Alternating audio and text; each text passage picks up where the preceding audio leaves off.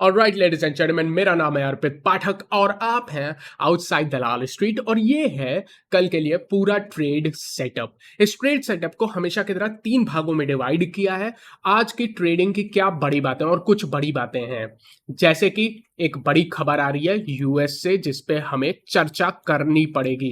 ये खबर आज बाजार के दौरान ही आई थी, इंपॉर्टेंट खबर है। इसके अलावा ट्रेड टेक अवे में हम लोग टेक्निकल देखेंगे, ऑप्शन चेन देखेंगे। आज आप 19,400 के ऊपर और बैंक निफ्टी में 44,000 के ऊपर टिक नहीं पाए, जिसकी वजह से ऑप्शन चेन थोड़ी सी निगेटिव साइड पे बन रही है। उसकी चर्चा करूंगा ट्रेड टेक अवे में। ये सारे डेटा पढ़ने के बाद इस डेटा के बेसिस पे हम लोग स्ट्रेटेजी बनाएंगे। आज की अब स्ट्रेटेजी देखोगे थोड़ी कॉम्प्लिकेटेड सी है। फाइनली लेवल्स की चर्चा करेंगे, कौन से लेवल पे आपको ध्यान रखना है, क्योंकि रेंज है तो रेंज में कुछ इंपॉर्टेंट स्तर होते हैं जो उसके सिरे होते हैं, ऊपर के साइड नीचे के साइड, उनकी चर्चा करूंगा लेवल्स में। अब सबसे पहले मैं बड़ी खबर पे ही डिस्कशन कर लेता हूं, वो है यूएस की खबर। सबसे पहली खबर जो आपको पता ही है, कल हम लोग ने बोला था डॉलर इंडेक्स 103 के आसपास अभी भी ट्रेड कर रहा है। आपको ध्यान रखना है, अगर आप बुल्स हो, आप चाहते हो बाजार और ऊपर भागे, हमारा निफ्टी जो रेंज है उसकी जो ऊपर का स्तर है 19,550 के ऊपर जाके क्लोजिंग दे। बहुत इंपॉर्टेंट है कि डॉलर इंडेक्स 103 के ऊपर ना जाए, 105 की तरफ ना बढ़े। तो इसका बढ़ना हमारे बाजार के लिए खराब है। बिल्कुल सेम चीज यूएस की 10 ईयर बॉन्ड यील्ड पे ध्यान रखिए, अभी लगभग 4.3 और उसके हल्का सा ऊपर चल रही है। इस पे आपको ध्यान रखना है, ये 4.35 के ऊपर जाके ना टिके, इसका भी उल्टा प्रभाव पड़ेगा हमारे बाजार पे। ये दोनों इंडेक्स कल भी मैंने चर्चा की थी और हो सकता हो अब आपको ये लगातार लिखा नजर आए सारे ट्रेड सेटअप में। आज एक्सप्लेन कर देता हूं, कल भी एक्सप्लेन किया था, आगे हो सकता है एक्सप्लेन ना करूं, सिर्फ लिखा नजर आए। इन दोनों इंडेक्स पे आपको नजर रखनी है। जब तक ये इंडेक्स ऊपर है तब तक आप ऊपर टिक नहीं पाओगे, हो सकता हो जंप करके पहुंच जाओ, टिकना मुश्किल है। अब यूएस में सिर्फ इतना ही खराब होता तो वो यूनाइटेड स्टेट्स थोड़ी कहलाते। उनके यहाँ खराबी लगातार बढ़ रही है, जानते ही हो, डाउनग्रेड का सिलसिला चल रहा है लगातार और इसको आगे बढ़ा दिया है। आज हमारे बाजार के दौरान ये खबर आई थी कि यूएस के बैंक को फिर से डाउनग्रेड कर दिया है। आप जानते हो ना, 3 बड़ी एजेंसी हैं जो कि रेटिंग देती है। ग्लोबल की 3 सबसे बड़ी रेटिंग एजेंसी हैं, कौन कौन सी? मूडीज है, फिच है और एसएनपी है।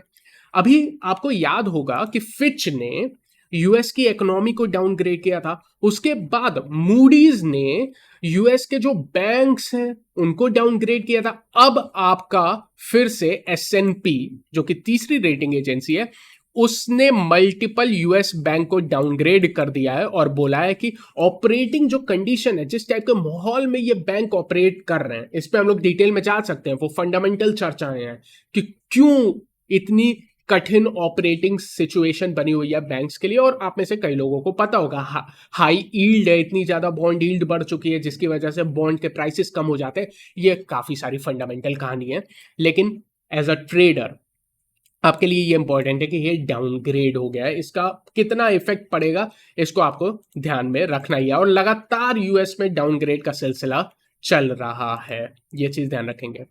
अब कुछ बड़ी बातें समरी के तौर पे मैं आपको बता दूं।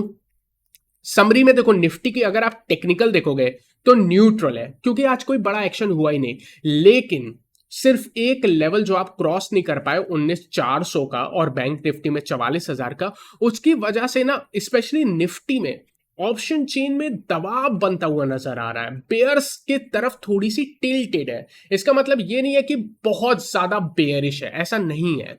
लेकिन जो एक पॉसिबिलिटी थी कि आप 19,465 19,480 की तरफ बढ़ सकते थे, अब वो बढ़ना ज्यादा मुश्किल हो चुका है। ऑप्शन चेन में कल से ज्यादा दबाव आपको देखने को मिल रहा है।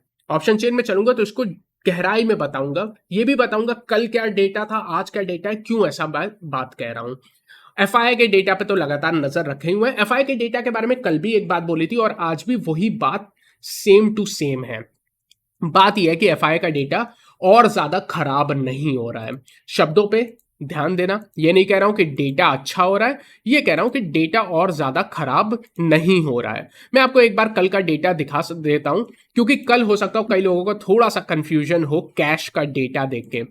कई लोगों ने कल कैश का हो सकता हो डेटा देखा हो जब एफआईआई का, तो उनको लगा हो भारी बिकवाली हुई है, क्योंकि 2000 करोड़ की कैश में बिकवाली आपको देखने को मिल जाएगी। यहाँ पे मेरे पास कल का डेटा है, लेकिन हाँ ठीक है, 1900 करोड़ की कैश में बिकवाली थी और हो सकता हो आपको लगा होगा निगेटिव है, लेकिन ऐसा था नहीं, क्योंकि सिमिलरली स्टॉक फ्यूचर में आप देखोगे तो 2100 करोड़ के आसपास की खरीदारी थी। तो नेट नेट आपकी स्टॉक्स में बिकवाली नहीं थी कल। इसीलिए हम लोग को सारे डेटा देखने हैं, सिर्फ एक डेटा नहीं देखना है कि यार कैश में क्या कर रहा है, नहीं।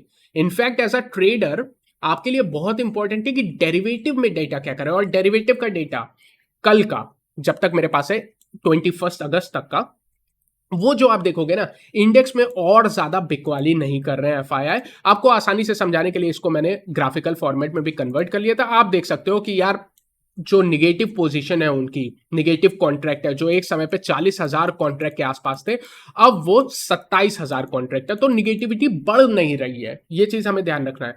इससे समझना क्या है, क्या ये बहुत पॉजिटिव है? नहीं, लेकिन इससे होगा क्या? इससे ये होगा कि जब आप बाजार में निचले स्तर पे आओगे ना, तो आपको सपोर्ट मिल जाएगा, इंपॉर्टेंट सपोर्ट से आपका बाउंस बैक आने की संभावनाएं ज्यादा है। तो रेदर देन कि आप सोचो ब्रेकडाउन ब्रेकडाउन और ब्रेकडाउन के लिए ट्रेड करो, इट वुड बी बेटर कि छोटी सी स्टॉप लॉस के साथ कॉन्ट्रा ट्रेड करो। ये क्या मैं कह रहा हूं? नहीं, इस टाइप का डेटा का फॉर्मेशन हो रहा है जो आपको बता रहा है। अब हम लोग थोड़ी सी डिटेल में चलते हैं, सारी बातों को अब डिटेल में चर्चा करेंगे। सबसे पहले तकनीकी एनालिसिस पे चलते हैं, टेक्निकल एनालिसिस पे। निफ्टी की आज कैंडल देखोगे तो क्या ही कैंडल है, इसको कोई कैंडल कहेंगे? मैं तो इसको कैंडल का नाम भी नहीं दूंगा, कोई प्राइस एक्शन ही नहीं है यार, मूवमेंट ही नहीं, टू सी कैंडल है। और इतने से ही वॉल्यूम है, पिछले दिनों से आप देख रहे हो कि वॉल्यूम लगभग ड्राई अप हो रहे हैं, तो वॉल्यूम भी नहीं है, कैंडल भी छोटी सी है, कोई चर्चा करने की बात ही नहीं है इस कैंडल की। तो हम लोग बड़ी पिक्चर देखेंगे, छोटी पिक्चर नहीं, बड़ी पिक्चर। बड़ी पिक्चर है क्या? जब आपने लगभग 20,000 की टॉप बनाई थी, वहां से आपकी लगातार एक रेड ट्रेंड लाइन चल रही है। ये ट्रेंड लाइन की रेजिस्टेंस लगभग आज की जो टॉप थी ना 19,440 के आसपास, वही है। कल ये लेवल 19,430 का होगा, क्योंकि डाउन ट्रेंडिंग लाइन है तो 10 पॉइंट नीचे शिफ्ट हो जाएगी। अब आपको ये लेवल एज अ रेजिस्टेंस ध्यान रखना है। अगर आपको नई ब्रेकआउट आएगी या छोटे मोटे और मूवमेंट आएगी, या आप कहोगे शॉर्ट कवरिंग आनी है, तो आपको इस लेवल को निकाल के टिकना पड़ेगा एटलीस्ट। ये बहुत इंपॉर्टेंट है, वरना ये डाउन ट्रेंडिंग लाइन चलती रहेगी। और जिस टाइप की ऑप्शन चेन बनी है, हो सकता हो कि ये कल डिफेंड रहे, मतलब एज अ बेयर्स हो सकता हो ये ब्रेक ना करे। अब obviously there is a condition कि कल अगर यूएस का मार्केट बहुत ज्यादा भाग जाता है, वो एक कंडीशन तो है, बट सिर्फ अगर आप टेक्निकल ऑप्शन चेन, जो डेटा हमारे पास अभी लगभग 6 बजे से पहले हैं, जिनके बेसिस पे अगर आप बीटीएसटी ट्रेड करते वो देख के ही करते हैं, वो डेटा आपको कह रहा है कि इस लेवल पे आपको ध्यान रखना है और थोड़ा सा बेयर्स का पलड़ा थोड़ा सा भारी है। उसके अलावा नीचे के साइड के लेवल भी निकल के आते हैं।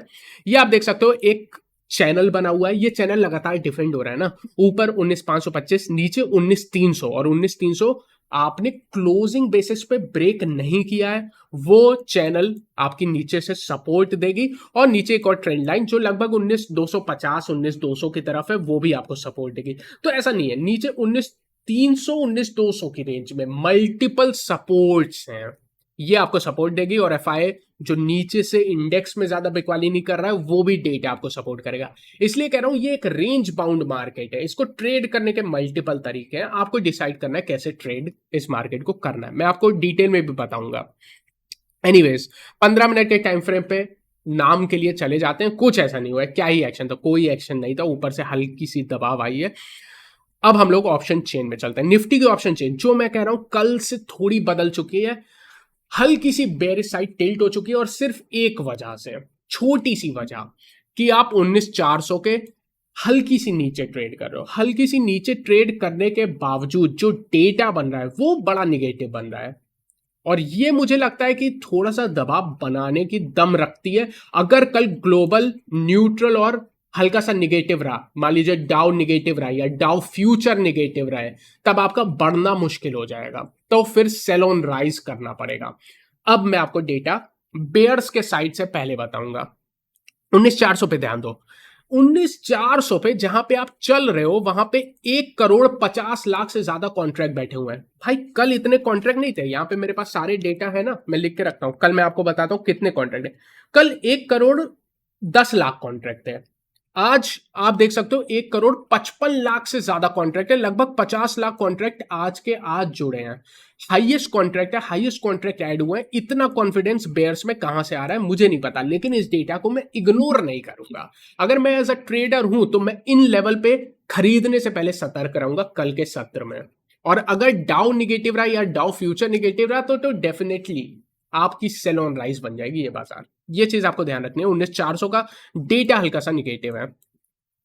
अब 19,400 पे आप देखोगे लगभग 60,00,000 तेजी का कॉन्ट्रैक्ट है और 13,00,000, मतलब आप देख रहे हो ना, मंदी वाले डबल हैं तेजी वालों से, और जबकि आप 19,400 पे चल रहे हो। तो ये जो कॉन्फिडेंस है बेयर्स का, इसको हम as a retail trader ignore नहीं करेंगे। हो सकता है इनको कुछ कहानी पता हो जो हमें ना पता हो, तो हम आज 6 बजे या 3 बजे जब आप बीटीएसटी की ट्रेड लेते तो इस डेटा को तो इग्नोर नहीं करते, इसलिए आज भी नहीं करेंगे, अभी भी नहीं करेंगे। लेकिन नीचे आपको सपोर्ट मिल जाएगी 19,300 से 19,250, S1 और स्टार लगा देता हूं क्योंकि ये सबसे महत्वपूर्ण सपोर्ट है। लेकिन बेयर्स का कॉन्फिडेंस बुल्स के कॉन्फिडेंस को हिला भी रहा है। ऐसा क्यों कह रहा हूं? क्योंकि आज जो हाईएस्ट पोजीशन ऐड हुई है वो 19,150 पे 30,00,000 कॉन्ट्रैक्ट ऐड हुआ। क्यों भाई इतना दूर? आप देख रहे हो ना, एक तरफ आप 19,400 पे चल रहे हो, आप बस सारी चीजें भूल जाओ। 19,400 पे चल रहे हो ना, 19,400 पे 1,50,00,000 बेयर्स बैठे हुए हैं एट द मनी पे। इतना कॉन्फिडेंस दिखा रहे हैं मंदी का। लेकिन उसके सामने बुल्स, बुल्स की हाईएस्ट पोजीशन ऐड हो रही है 19,150 पे। इतना पीछे क्या पता है ऐसे ट्रेडर्स को जो हमें नहीं पता? ऑप्शन चेन ऐसा डेटा क्यों बना रही है निगेटिव? क्या इनको कुछ एक्स्ट्रा पता है? इसीलिए इस ऑप्शन चेन को इग्नोर नहीं करेंगे। बहुत इंपॉर्टेंट, बहुत इंटरेस्टिंग बन रही है। अब हम लोग पुट कॉल रेशियो की चर्चा कर लेते हैं, और हल्की सी बेरिश साइड पे टिल्ट है। ये टिल्ट कब खत्म हो जाएगा? देखो, अगर आप 19,430 के ऊपर जाके टिक जाते हो तो फिर शॉर्ट कवरिंग की संभावना है। अगर ऐसा नहीं होता है, आप 19,400 के नीचे टिके रहते हो, तो बड़ी संभावना है कि 19,350, 19,300, 19,280 इस साइड आप जा सकते हो। ये ऑप्शन चेन आपको कह रही है। पुट कॉल रेशियो 0.93 के आसपास है या 0.9 के आसपास है, न्यूट्रल है, लेकिन मैं कहूंगा हल्की सी बेरिश साइड पे है। ये ऐसा क्यों कह रहा हूं? ऑप्शन जो पुट कॉल रेशियो होती है वो तो पूरी ऑप्शन चेन की निकाली जाती है, लेकिन हमें देखना क्या है, एट द मनी जो कि 19,400 है, जहां पे एग्जैक्टली आप चल रहे हो, उसके आसपास की अगर 3 से 5 स्ट्राइक आसपास के देखोगे तो बेयर्स हावी हैं। मैं कहूंगा हल्की सी न्यूट्रल टू बेयरिश है।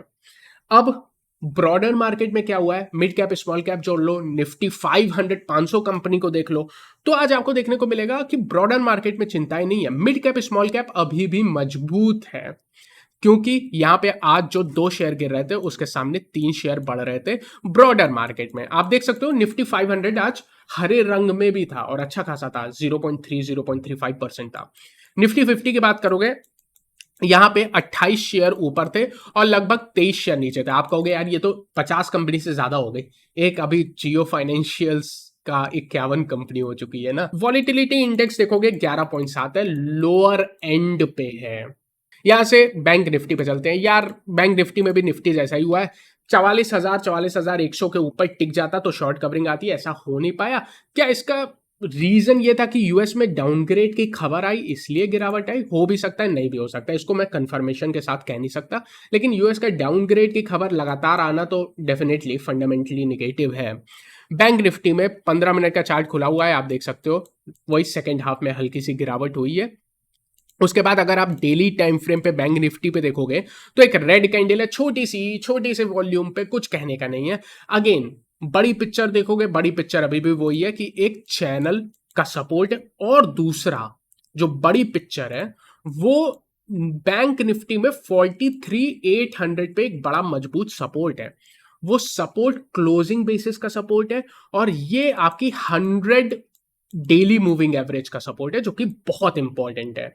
जब तक इसके ऊपर हो तब तक आप ठीक हो, ऐसा कोई मतलब ना तेजी है ना मंदी है, न्यूट्रल हो। अब ऑप्शन चेन में जाओगे तो डेटा यहां पे भी हल्का सा, यहां पे उतना बेरिश तो नहीं है जितना निफ्टी का है, लेकिन युद्ध बिल्कुल बराबरी का चल रहा है। कल भी चल रहा था, आज भी चल रहा है। इस युद्ध का समापन नहीं हुआ है, अभी भी युद्ध चल रहा है। रशिया यूक्रेन का युद्ध हो चुका है। ये क्या है? ये 44,000 की पहाड़ी का युद्ध चल रहा है। किनके बीच में? बुल्स और बेयर्स के बीच में। क्यों?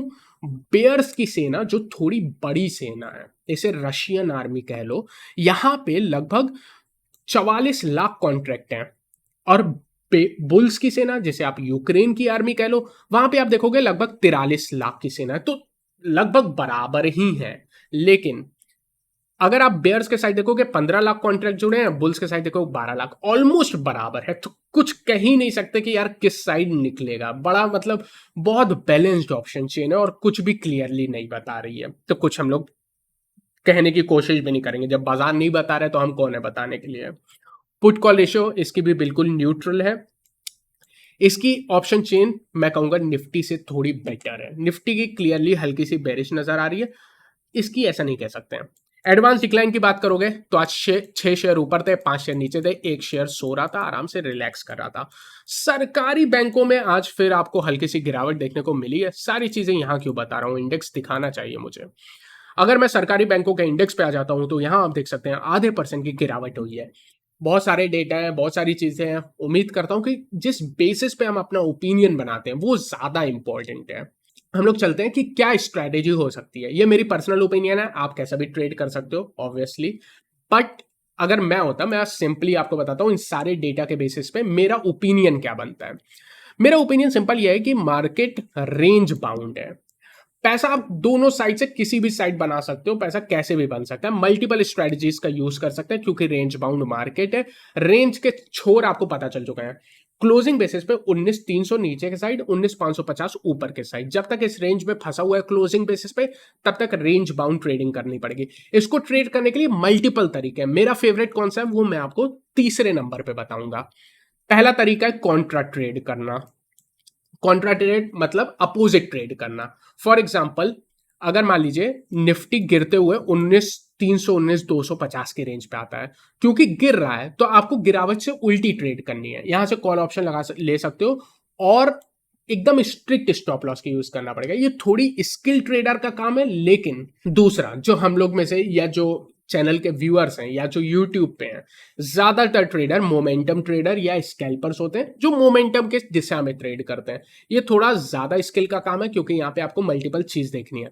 इस तरह से भी आप कर सकते हो। यहाँ पे कैसे करोगे? मान लो आपको पता चल गया है कि यार 19,400 पे तो दबा के मंदी हो रखी है।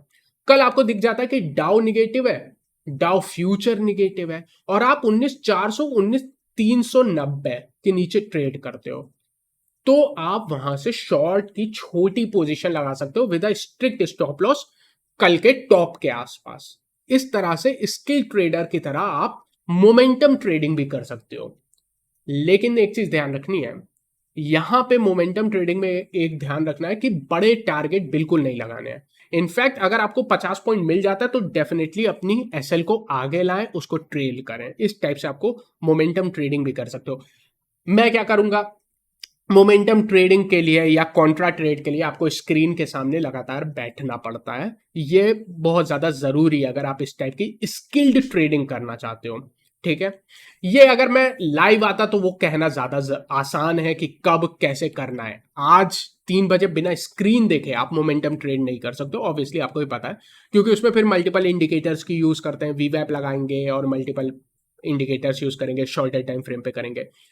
अगर आप बिल्कुल रिलैक्स होकर रेंज बाउंड मार्केट ट्रेड करना चाहते हो तो आपको कोई स्ट्रेटजीज यूज करना पड़ेगा। मेरी प्रेफरेंस जो रहती है, क्योंकि मैं ज्यादा टेंशन लेना चाहता हूं और ज्यादा काम भी होते हैं, स्प्रेड्स बना के ट्रेड कर सकते हो। रेशियो स्प्रेड मेरा खुद की प्रेफरेंस होती है, किसी भी साइड आएगा। कॉल रेशियो स्प्रेड बना सकते हैं, पुट रेशियो स्प्रेड बना सकते हैं, इनफैक्ट दोनों स्प्रेड भी बना सकते हैं। यानी कॉल रेशियो स्प्रेड बनाओ, पुट रेशियो स्प्रेड बनाओ और लंबी सी रेंज को पूरा आप ट्रेड करो।